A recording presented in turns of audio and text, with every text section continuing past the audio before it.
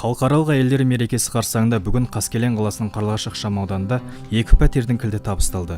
Баспананың бірін аудандық мәслихат депутаты, Таусамалы қызмет мемлекеттік коммуналдық кәсіпорнының директоры Бауыржан Айнабеков өз атынан жомарттық танытып, әлеуметтік осал топтарға жататын отбасына бір бөлмелі пәтерді сыйлады. Отбасының анасы Жанат Досалина бүгінде жолдасы Жеңіс екеуі 3 баланы тәрбиелеп, бағып қағылды. Жанұяның тұңғышы, жанарынан ақаулығы бар Батыр Темірлан жаңа қонысқа көшіп жатқанын айтып, қуанышында жасыра алмады. Осы үйдің бергеніне мен қатты қуанып отырмын.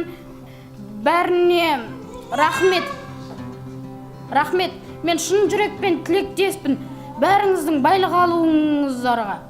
Өз кезегінде жақсылық жасауды мақсат еткен Бауыржан Бақтыбайұлы жаңа пәтер иелерін құттықтап, ізгі ілтипатын білдірді. Көктемнің бірінші күндердің мейрамдарында біздің мекемеміз өзім ойланып,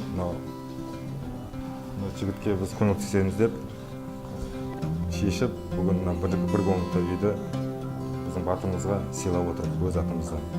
Дәл осындай қуанышты жағдай осы күні көп балалы әрі 3 ұлдары бар Рысбековтер жанұясында да орын алды. Оларға баспаналы болу бақытын сыйлаған Еламан жауапкершілік шектеулі серіктестігі құрылыс компаниясы еді. Жаңа қоныс иелеріне 3 бөлмелі тұрғын үйдің кілтін аталмыш компанияның басшысы Ерғали Мираз өзі табыстап, көп балалы отбасына жүрек жарды тілегінде жеткізді. Сіздерге тілейтінім, қыздар міне 2 қыз, үлкен қыз, 3 інілерің бар. Бақытты болыңдар, жақсы оқыңдар. Ал 5 баланың, оның ішінде 3-емнің анасы атанған Раушан Рысбекова мереке қарсаңында мұндай қуанышты сәтті күтпегенін айтады. Ерғали ағаға көп рахмет, осы 8 мартқа бізге подарка жасап берді. Баламның туған күні де келе жатыр, жақындап қалды. Көп рахмет сізге. Бақытты болыңыз.